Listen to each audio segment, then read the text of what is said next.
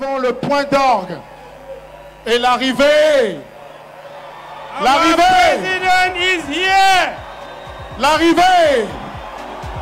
This is Il est là. En choisissant de venir le 31 mai dernier tenir son premier meeting de campagne pour la présidentielle d'octobre 2025 ici même, au cœur de la capitale française, Maurice Kamto, leader du MRC, savait mieux que quiconque toutes les interprétations contradictoires qu'une telle démarche susciterait. La première d'entre toutes de savoir s'il peut être déduit de son attitude comme une sorte d'allégeance et de compatibilité vis-à-vis des dirigeants et intérêts français, ou si plutôt, il faut y voir comme l'expression d'un défi, voire d'une défiance à leur encontre.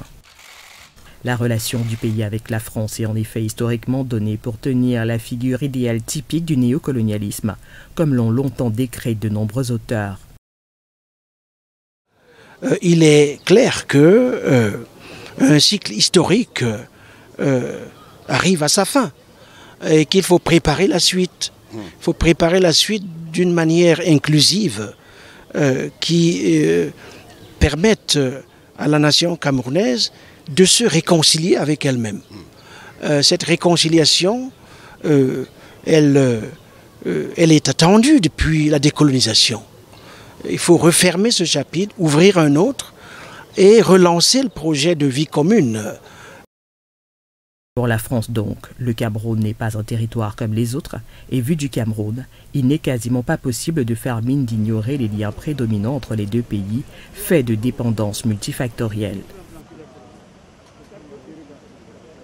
Ce que, presque explicitement, les deux présidents actuellement en exercice reconnaissaient lors de leur prise de parole conjointe, lors de la visite d'Emmanuel Macron au Cameroun en fin juillet 2022. Qui s'y font jour. Nous sommes également convenus avec le président Biya de continuer de travailler à l'approfondissement des liens entre nos deux pays sur plusieurs volets, et en particulier en matière de développement économique. J'évoquais quelques-unes des pistes et des secteurs sur lesquels nous voulons avancer, également en matière de paix, de prospérité, de stabilité. Les entretiens que nous venons d'avoir nous ont confortés l'un et l'autre dans notre détermination à œuvrer sans relâche au fonctionnement de cette relation fructueuse et mutuellement bénéfique.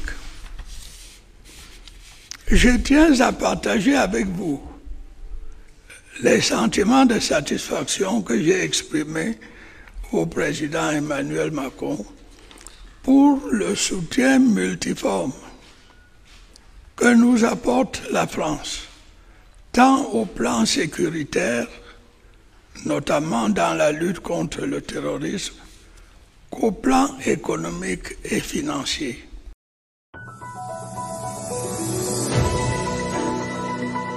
Dans un contexte géopolitique africain qui a largement contraint Emmanuel Macron à rabaisser ses espérances démocratiques vis-à-vis du Cameroun et de ce fait, de ne ni chercher à humilier le président camerounais comme il avait par ailleurs commencé à le faire, et encore moins à hâter sa sortie. Sur le président Biya, je lui ai dit, il doit rouvrir le jeu, il doit décentraliser, il doit libérer les opposants politiques, il doit faire respecter l'état de droit. Je mettrai tout ce qui est en mon pouvoir pour le faire, je veux vraiment que vous le sachiez. Mais ce n'est pas la France qui peut faire la démocratie au Cameroun à la place des Camerounaises et des Camerounais. Il reste donc une pente raide et largement escarpée pour le leader de l'opposition au Cameroun, à l'effet de savoir s'il joue la carte de la conciliation et donc une poursuite de la tutelle ou plutôt du subversif et donc de la rupture vis-à-vis de Paris. Un choix cornélien au devant duquel l'on voit bien les hésitations de M. Kamto, pas très clair ni pour surfer sur la vague anti-française des États du Sahel, ni pour enraciner le lien historique tel que cela a été fait au Gabon voisin. Pas sûr au demeurant qu'au sortir de son meeting de Paris, les choses soient plus claires, y compris dans son propre esprit. Tout le monde.